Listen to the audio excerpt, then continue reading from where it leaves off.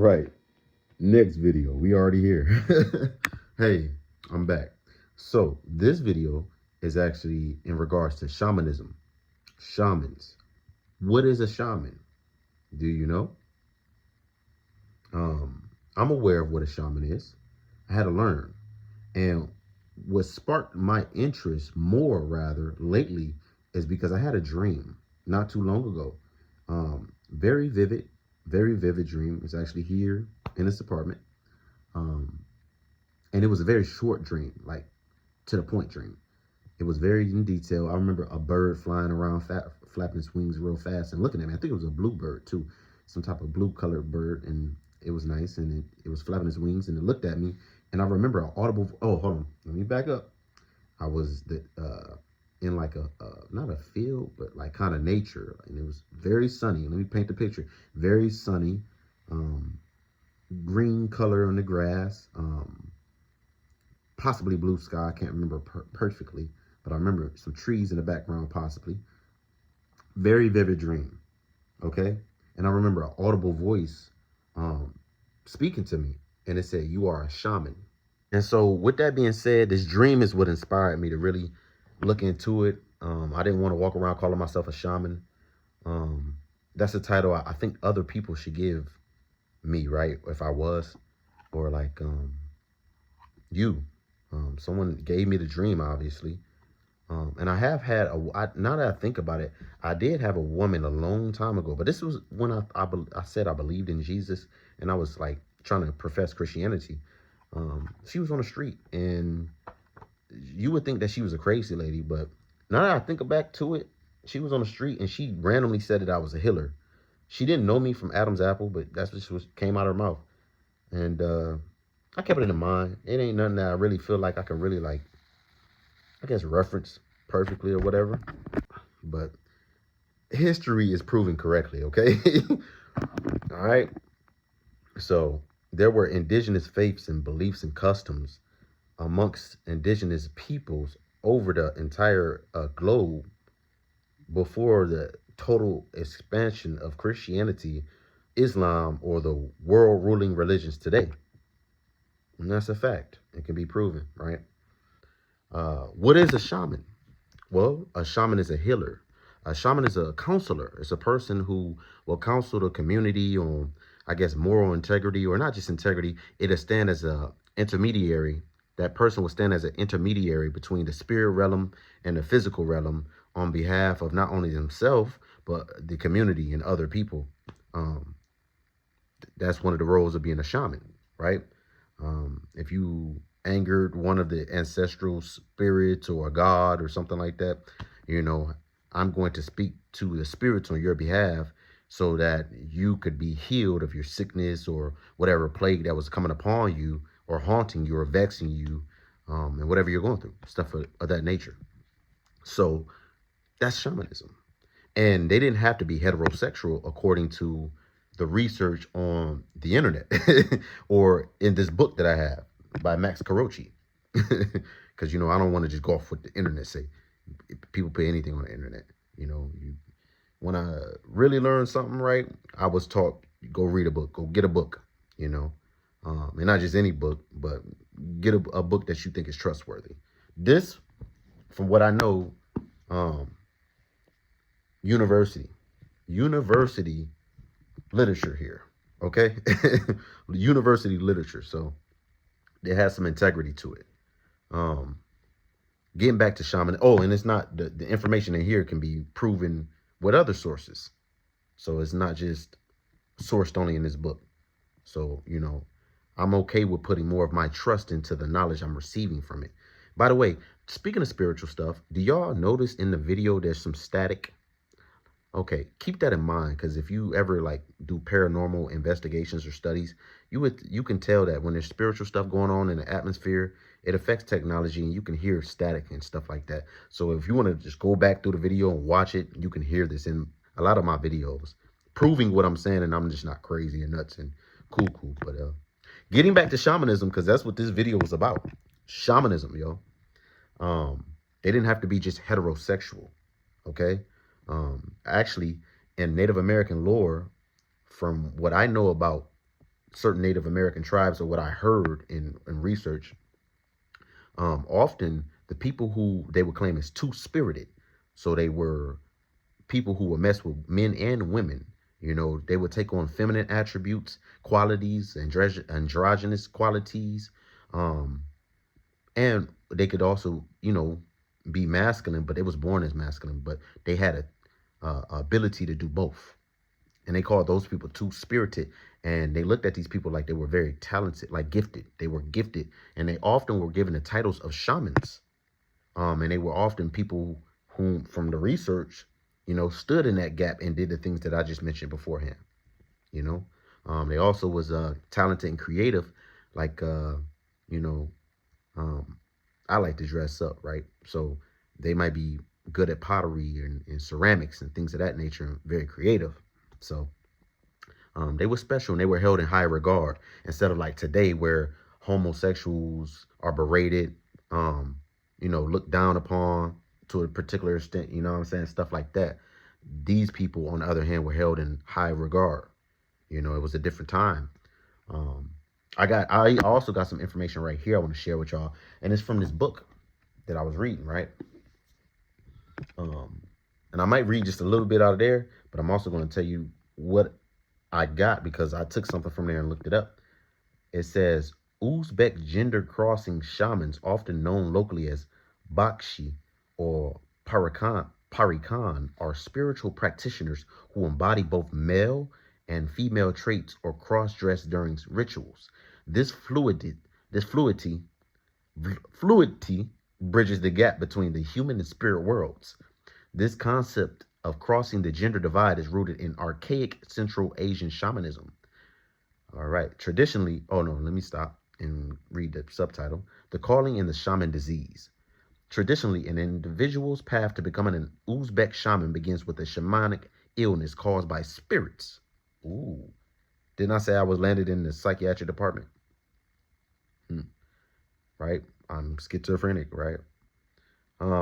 In the Fergana Valley and surrounding regions, spirits often perceived as supernatural partners, or as the Arab lore would tell you, Islamic lore, jinn, select the practitioner. So they're saying spirits select the practitioner, right? You're selected. You've been chosen, right? Regardless of their biological sex or gender role. To appease these spirits or mimic their supernatural spouses, shamans often adopt the behavioral traits or clothing of the opposite sex.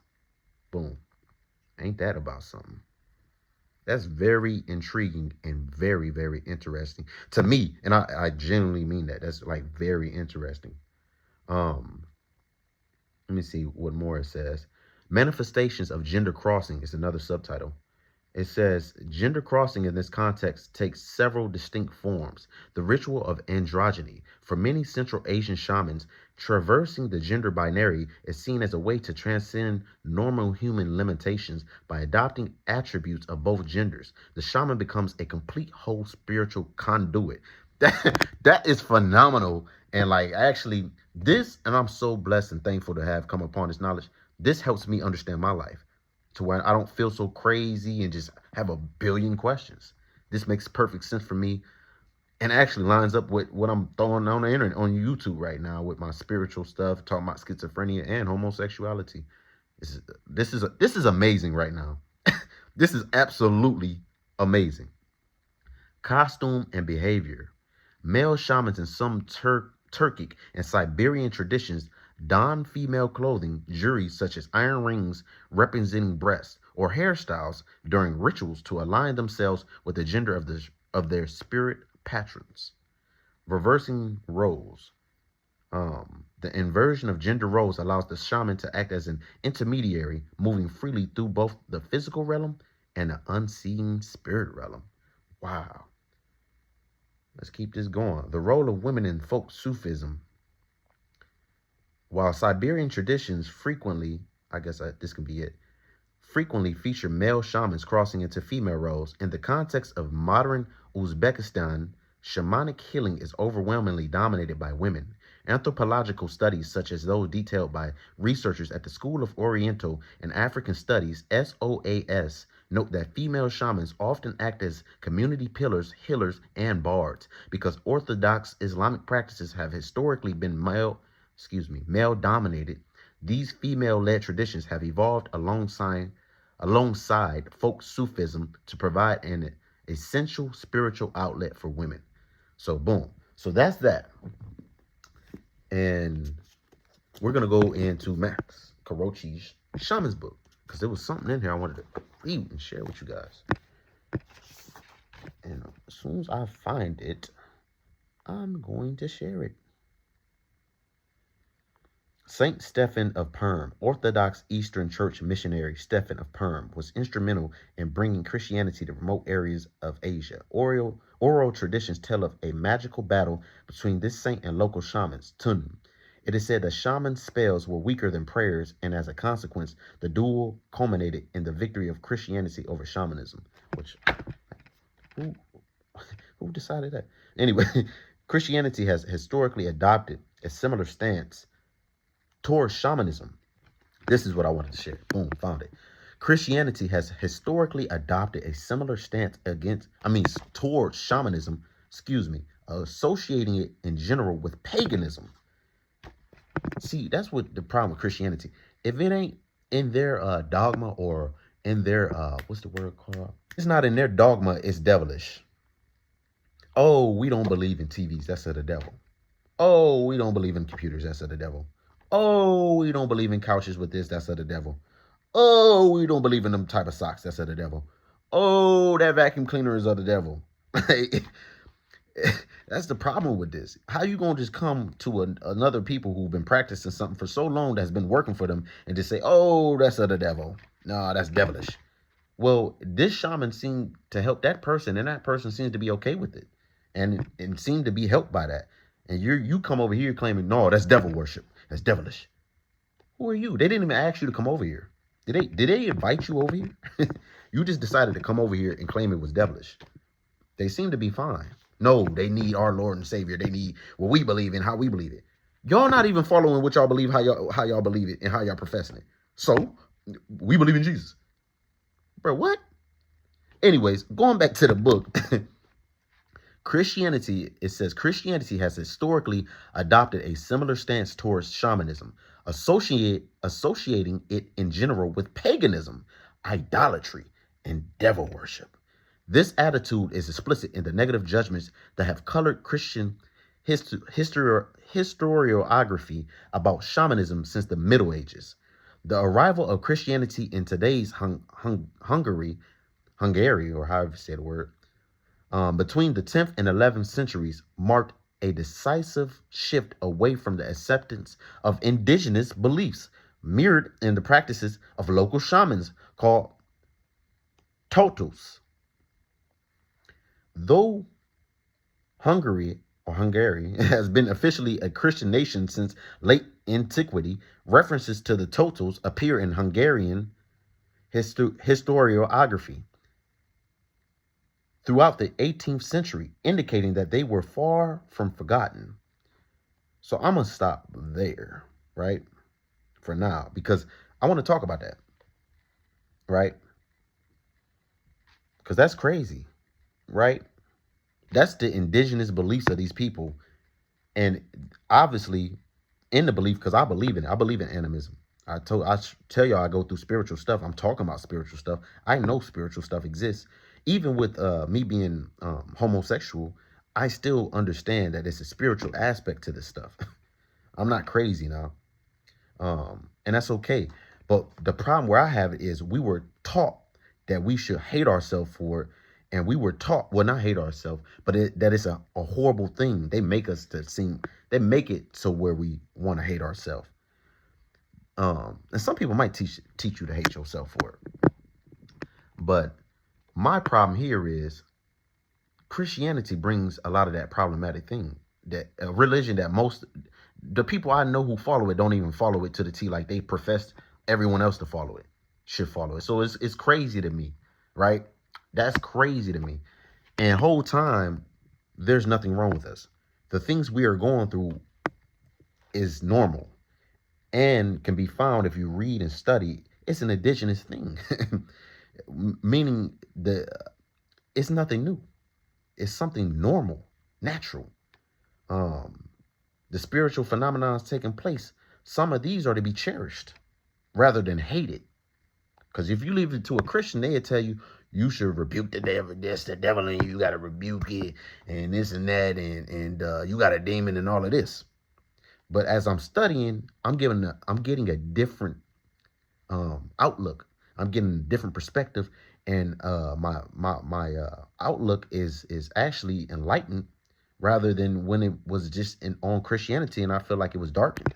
Now I know they're the cause of this, because beforehand, from what I'm seeing here, these people already had a way of life that they went about and dealt with not just homosexuality, but spirituality in general. So, yeah, I want to put that out there, put this in this video. I hope that I was able to articulate myself well enough for you guys to receive what I'm trying to display to you and share with you, right?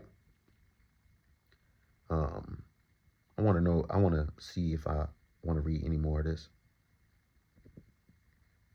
Okay, so I think I'm going to read this just for the educational purposes, right? As early as the 14th century, Orthodox missionaries from Eastern Europe, such as Stephen of Perm, which is 1340 through 1396, successfully stamped out shamanism among the Komi people of Siberia, converting them after destroying their idols. So they just came and dog walked their stuff and said, man, this is, y'all are worshiping the devil. Oh, that's not who we don't even have somebody in here called the devil. I don't care. That's the devil. What's the devil's name? We don't even have nobody over here. We're worshiping the devil. I'm a shaman and I'm a healer and I'm trying to help and heal these people. That's devilish. You got to do it our way. Do it our way or it's devilish. Okay. That's further attempts to eliminate shamanism among European peoples took place in Scandinavia among the indigenous Sami from the 17th century.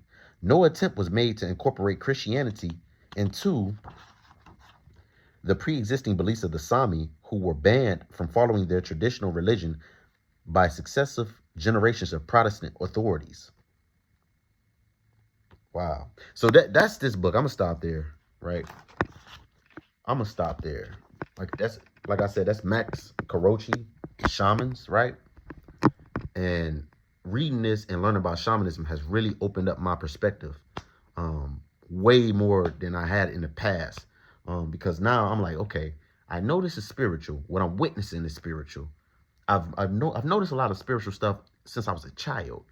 I've had a kind and heart many times towards other people and for other people, great intentions, and even, how can I say, the desire to want to heal other people or help other people in a spiritual way at times, also physical. You know, if I could put my hand on somebody and they have some impairment and just heal them like that, like work a miracle, that would be amazing. And that's my thought process that I've had in the past throughout years of my life. And so now I think about these things and I'm reading about shamanism. I'm like, wow, that makes a lot of sense. This is making a lot of sense now. Schizophrenia. Hold on. They select, the spirits are the ones who select the shaman? Yes. And the shamans usually go through something we can deem as negative before, you know, they're really quote unquote shamans? Yes. Mental illness, schizophrenia, psych hospital. This, they say some shamans go through near-death experiences or some type of sickness or something of that nature. You know, it's almost like ritualistic. And then boom, you're a shaman. So that was like really interesting to me. Anyways, just thought. And I want to share that with y'all. So this video is pretty long. You know what I'm saying? I hope y'all enjoy. I hope, like the other video, it helps somebody along their path and whatever they're going through in life. Because we all on earth. And it's a lot of spirits down here, man. This is a spiritual place. It's physical, but it's still spiritual. You get what I'm saying? And you can choose to believe in it or not. It's up to you. But that doesn't change reality. One thing belief doesn't do is change reality that I know of. Reality's still gonna be reality. So, anyways, hope that helped. Peace, y'all. To the next video. I got that book I'm writing on the way. Like I told y'all about just my homosexual experiences growing up since, you know what I'm saying, from my childhood and just my life in general. You know, different things I feel like abuses that I suffered as a child, being bullied in school, just different things. Growing up without my biological father really in my life like I truly wholeheartedly desired. Just different stuff, man. You know, I got that. That's in the works. Don't worry about that. So that's coming up. And I'm out. That's it. Peace. You know what I'm saying? Goodbye to the fairies, right? I'm out.